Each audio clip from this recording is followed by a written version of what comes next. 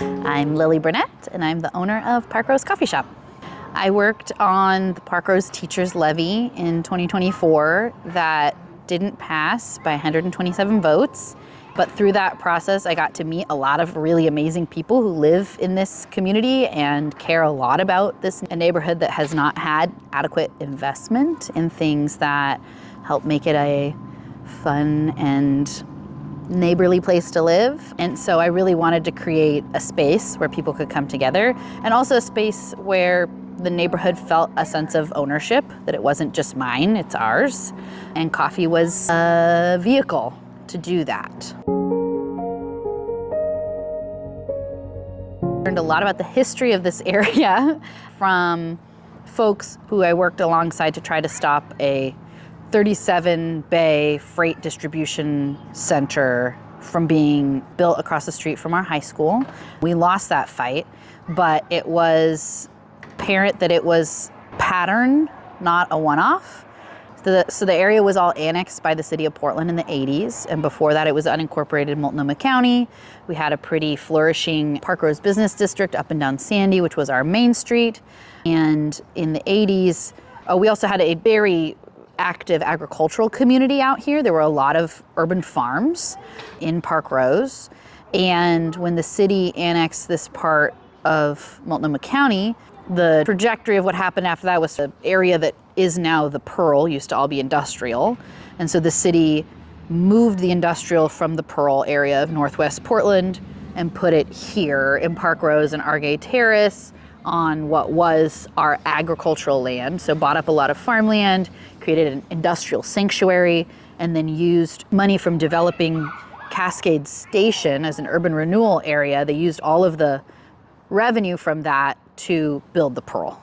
So that was how the Pearl was financed, and it's touted as a wonderful, walkable, bikeable, transit-served area with a lot of mixed-use homes and really close proximity to grocery stores, parks, any of the amenities one could want.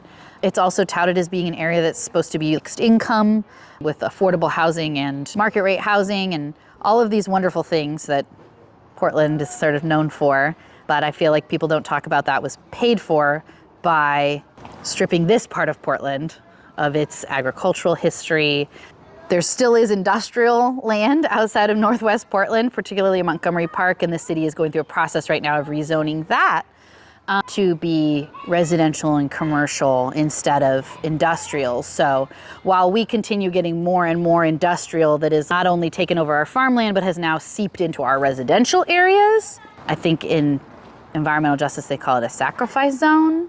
This area is predominantly low income, and we have one of the most racially diverse neighborhoods in Portland. The Parkrose School District, which is only 2,700 students in the whole district, is 71% non-white.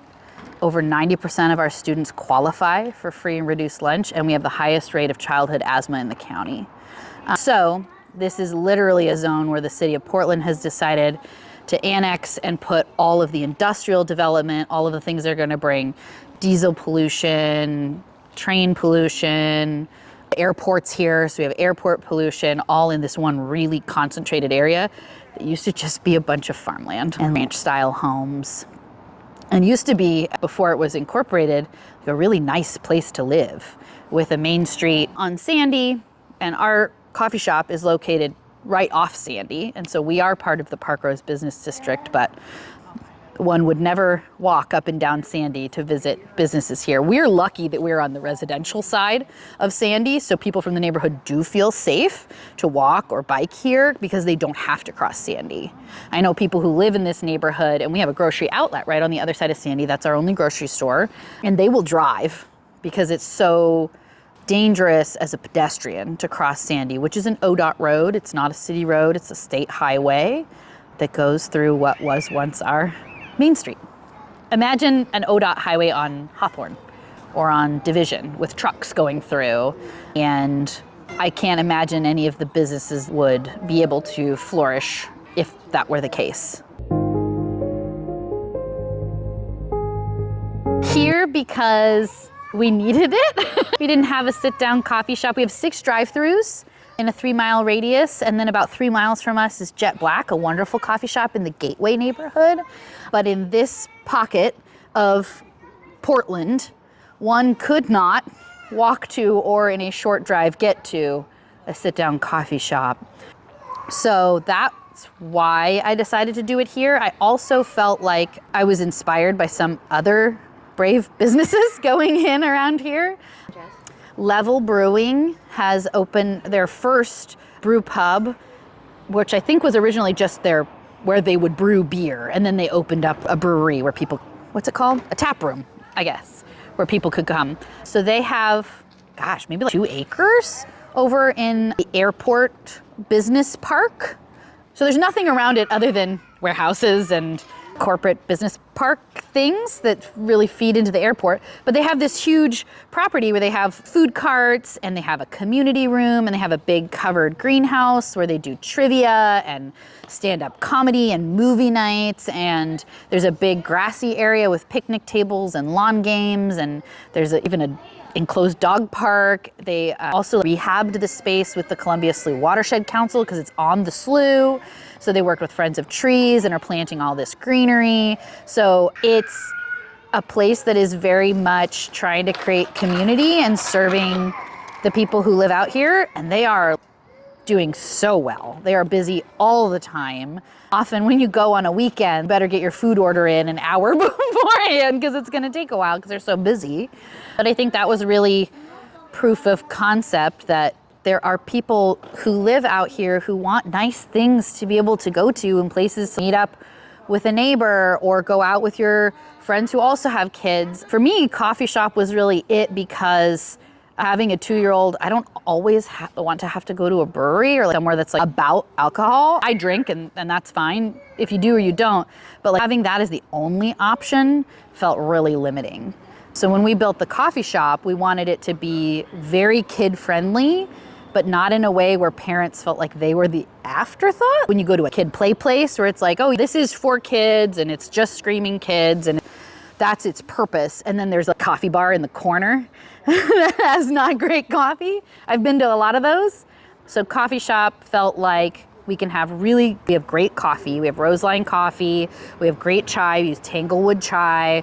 We have really good matchas. We have Lionheart kombucha. We make our own lemonade. We use Stephen Smith teas. So everything is really high quality and it tastes good, but we also have a play structure for kids and a play kitchen inside. So the other thing that I've had a lot of parents tell me is so fabulous about here is our ginormous back patio is enclosed on 3 sides. There's only one way out, so they can sit with a cup of coffee, and as long as they're between their kids and the exit, they can really let their shoulders drop a little bit because their kids can play and run around and they're not into the street or anything dangerous. Oh, the other businesses that are going in, we were really inspired by Sandy O's going in, the corner of 105th and Sandy. They're attached to the Parkrose Hardware and Grocery Outlet parking lot. They're sort of part of that same development area. And that opened well over a year ago, maybe 2 years ago. And it has been so busy and so well received. I don't think a business would do well here if it didn't have some amount of care and consideration for the community. So for example, at Sandy O's will often do fundraiser nights for the local elementary school PTAs. Will have, go to Sandy O's on this night and a portion of your dinner goes to PTA or whatnot. Same with Level. They let local nonprofits and school groups, when I was running the levy, they let us use their community room for free, which they do rent out for events and stuff. And they let us use it for free to do postcard writing campaigns and things like that. So I don't think you'd do well out here if you were just trying to I'm gonna get what's mine, this is my business, I have a business model, it's proven elsewhere, I'm gonna just do that and plop it here. I don't think that would work really well. But as long as you have some shred of respect for the local community or a desire to get to know the people who live here, I think businesses can do really well here. Yes, the building was vacant for 18 months before we leased it. It had been a number of things over the years. It was built in the late 50s, but it was a town car rental company. It was a barber shop. It was a lingerie modeling place. It was a personal trainer's fitness gym. It's been many things. According to the City of Portland, it's permitted as office space. So before we signed the lease, I sat down with a planner at the City of Portland to make sure that it would have the right zoning and the right occupancy for us to be able to convert this into a cafe. And I got the green light that we had the right zoning, we had the right occupancy. All we had to do was go through a change of use process because we had to shift it from the use being office to the use being cafe or restaurant. And that was described to me as what would likely be about a 6-week process that ended up taking 6 months and is still not done. So we opened in May, and by the end of April, I had all of my plans approved. I had all of my permit fees paid. It is now August, and the city has still not issued my permit. And we couldn't wait any longer. It got to the point where we had spent 3 months of unanticipated delay, having to pay rent with no income on the space because we'd signed the lease back in December. And we'd planned for a little bit of that. We had planned that it was going to take us a few months to go through the permitting process to finish renovating the space, and it did, but we did not anticipate was the additional 3 months of just waiting. And we got to a point where we literally couldn't afford to wait anymore. We couldn't keep paying rent. There was no money there to do that. It also felt really disheartening to be spending. We did a GoFundMe and we were able to raise money from the local community to help us with the renovation project to build this. And it felt really disheartening to be using our neighbors' money to pay rent on a delay from the city when they had given their money to help us with things like buying coffee equipment and buying to paint the space and make it look nice and tables and chairs. They did not give us money so that we could pay rent to a landlord while the city sat on its hands. It felt very freeing when we decided to just go ahead and open anyway. I really wish I hadn't waited. I wish I'd just gone, but I was so nervous of getting in trouble or getting fined or getting shut down. I guess I still have that fear, but it's definitely worth the wait. The most recent info I got from the city was an email from the permit department about 2 weeks ago. Granted, I had not heard from them since the end of April, and I got an email a couple weeks ago saying, your permit is approved to issue since your fees have been paid and your plans have been approved. Please send us the contractor license number for your project so we can issue the permit. And I responded saying, for the 100th time, we didn't use a contractor because this wasn't a big construction project. It was a small project. We're not required to use a licensed contractor. We used a licensed plumber. I can give you their info. But otherwise we painted and we moved some trash cans. We did not do a big building project. The city of Portland is not an easy place to start a small business. I wish that when opening a business in Portland, there was one place one had to go and fill out their information, and it would take care of all of the different types of licensing in one place. I had to get registered with the state. I had to get a business license in the city of Portland. I had to get a business identification number so that I could have payroll. I had to get all of these different things, and none of those have to do with permitting, but I wish that the city of Portland would just have a one-stop shop so that when you were done, you knew, I've done it all and it's now legal for me to operate a business. That peace of mind, exactly. Not having to keep track of 3 different letters, none of which get mailed to you. They're all in an inbox of some online thing. You gotta keep all the logins for the state, the city, the DOJ, like all these different things.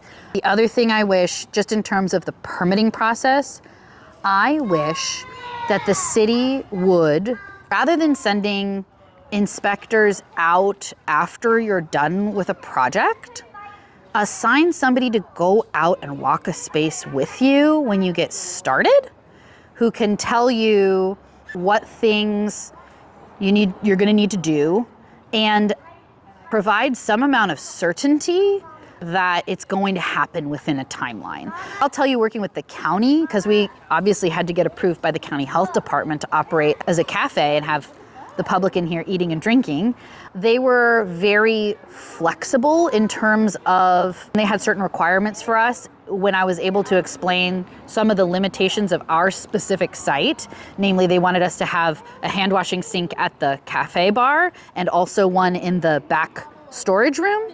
And I explained the close proximity of both and that we could just leave the door open. They said, that's reasonable. And they let us move forward. They also, the whole process, I knew exactly what it was going to cost. The fees were really clear online. I was able to pay and schedule my inspection online, and then they came within a week. I want that for the city of Portland. I feel like there's a lot of attitude that I got as a small business owner who has never done this before, that I was sort of consistently made to feel like I didn't know what I was doing, or I just didn't understand why all of these things had to be in place. For example, we are required by the city to have 2 long-term bicycle parking spaces as a cafe. We were planning and do have far more than 2 short-term bicycle parking spaces because we want people to bike here and park here. I took issue with the long-term bike parking because what that required is a covered, 2 separate covered locked bicycle parking spaces. Think like a bike locker at the Max station, something like that. And when I asked them what it was for, they said, I don't know, maybe employees. So they couldn't even tell me why I needed it. There's no way to get around that, even if your space can't do it, or it would be too cost prohibitive to do. For the short-term parking, the city has a fund. If a business can't create short-term bike parking spaces, you can pay into a fund the city then uses to put bike parking spaces throughout the city. They're like the blue staples that we see all over the place. Those are paid for through a fund from businesses who can't, for whatever reason, put short-term bike parking at their place of business. There's no such fund or variance for the long-term bicycle locker equivalent parking. A tiny hoop like that ended up setting the process back by a month because of how awful the permitting online platform is, where they have all their different departments that'll review your plans or your corrections you've submitted to plans, and you can't do anything until all different departments have finished their review and submitted. You can't even touch the system till they're all done. So if you have, I did this one small issue with BDS, you can't resolve or submit corrections for that one small issue until some of the other bigger departments have finished their reviews. They have guidelines, they don't have requirements on when they will review or be done with review. So every time we had to submit corrections, it was at least a 30-day delay. And we were then told that we were caught in what's called a corrections loop. And I said, excuse me, if you have a term for what this is, fix it. This isn't something you're ignorant about. This exists. Businesses get stuck in it. I talked with some people who opened the Steeplejack food cart pot on Hawthorne that recently opened in the old Bank of America space, and they said that they were delayed by the city for a year. There's no universe in which we could have paid to rent this space for a year with no income. It's not possible. So get your act together. Seriously, it's embarrassing. It's going great. Today is our 3-month anniversary. Thank you. Of opening. We had over 300 people come to our grand opening. We had lines down the block for hours and hours. People were just so excited that something whimsical and fun was coming to their neighborhood. We have had Parkrose Poetry show up as a group and start doing poetry readings. We had an art meetup here last weekend. Local groups like Portland for All have rented the space. Someone has rented it in the evening for a birthday party. Gosh, we've had regulars make us picnic tables and buy and fill really pretty planters for us. We had a bunch of neighbors and friends, including Steph Routh, show up for a landscaping day when we got a chip drop to help us spread out all of our chips and get the back space looking nice, and trying to bring the temperature down back here because it's a big expanse of concrete with very little tree cover. So we need to have organic material anywhere possible to try to bring the temperature down. It's been a joy. I think fall weather and overcast weather is a perfect coffee shop weather. I'm excited for kids to go back to school. We're a block from Prescott Elementary School, and we're less than a mile from the middle and high school. I'm excited to see kids in here doing homework after school or coming in on the weekends to work on group projects. We're gonna build an awning and have a little patio heater in the back so people can still be outside when it's rainy or cold. And I want book clubs to meet here. I want knitting clubs to meet here. I want it to be a space where people can come and hang out with their friends. Thank you very much, Lily Burnett. Thanks, Steph.